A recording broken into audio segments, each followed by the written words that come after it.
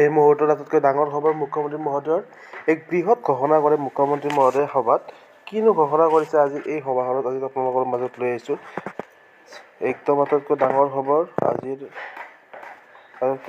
সংকল্প সভাত মাননীয় মুখ্যমন্ত্ৰী মহোদয়ৰ ডাঙৰ ঘোষণা। আৰু কি ঘোষণা কৰিলে মুখ্যমন্ত্ৰী মহোদয়ে চাওঁ আহক। মুখ্যমন্ত্ৰী মহোদয়ৰ এক ডাঙৰ ঘোষণা নিৰ্বাচনী সভাত, আৰু এই সভাত কি ঘোষণা কৰিলে মুখ্যমন্ত্ৰী মহোদয়ে তাৰ বিষয়ে অলপ চাওঁ আহক সবিশেষ। যোৱা 10 তাৰিখে 9,000 টকাকৈও বেংকৰ একাউণ্টত লাভ কৰিলে নে নাই কৰা? কোনে কোনে 10,000 পালে হাত দাঙকচোন। আৰু কোনে কোনে 9,000 পালে হাত দাঙক। এতিয়া এইবাৰ আপোনালোকে 10,000 পালে, 9,000 পালে। অহাবাৰ আমাৰ চৰকাৰ আহিলে 10,000ৰ জাগাত আমি মহিলাসকলক 25,000 টকাকৈ দিম। এই কথাখিনিও আপোনালোকে মনত ৰাখি লওক। লাগিব নে নালাগে? কাক নালাগে হাত দাঙকচোন। কোনো নাই নালগা, সবকে লাগিব।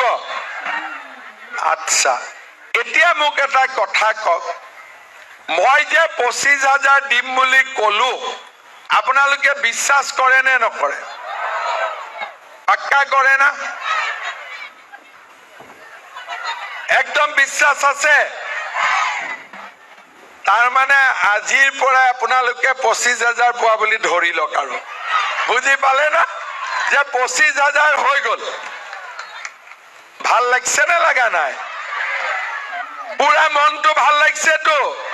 আচ্ছা, এতিয়া 2-এগৰাকী মহিলা আছে যোনে অৰুণোদয় পোৱা নাই। অলপ মনটো বেয়া লাগি আছে।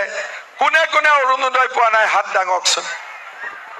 ঠিক আছে, মই কৈছিলো বহুত বেছি নহয়। মই কি কৰিম, আমাৰ দীপক ডাঙৰীয়া ইলেকশ্যন জিকি লওক। অসমত এতিয়া আমি 40 লাখ মহিলাক আমি অৰুণোদয় দি আছো। এইবাৰ আমি আৰু 15 লাখ মহিলাক আমি নতুনকৈ অৰুণোদয় দি দিম।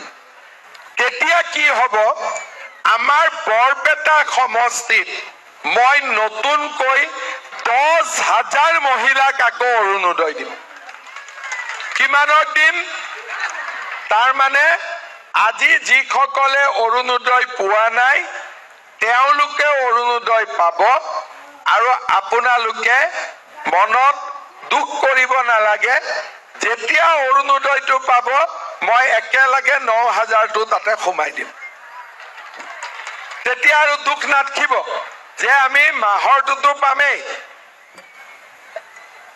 লগত যিটো 9,000 আমি নাপাম বুলি ভাবিছো সেই 9,000টো নোপোৱা মহিলাসকলক আমি দি দিম। ভাল হ'ব নে বেয়া হ'ব? ভাল হ'ব। এতিয়াতো 25,000ও পাই গলো, 10,000ও পাই গলো। ভোটটো ক'ত দিম আমি? ক'ত দিম? ভোটটো আমি বৰপেটাত হাতীৰ ছবিত দিব লাগিব। মামাকে দিব লাগিব, কিন্তু হাতীৰ ছবিত দিব লাগিব।